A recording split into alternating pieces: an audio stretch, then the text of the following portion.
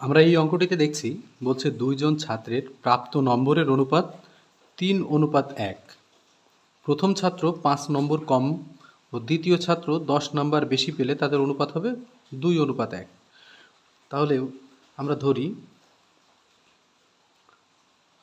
প্রথম ছাত্র পায় 3x, দ্বিতীয় ছাত্র পায় x নম্বর।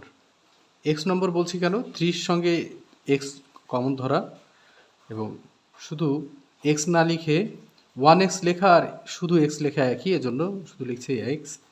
তাহলে প্রশ্ন মতে 3x, প্রথম ছাত্র কত পায়? 5 নম্বর কম পায়, দ্বিতীয় ছাত্র 10 নম্বর বেশি পায়। তাহলে x + 10 হলে তাদের অনুপাত কত হবে? 2:1। তাহলে এটি আগে গুণ করব, এটি পরে গুণ করব।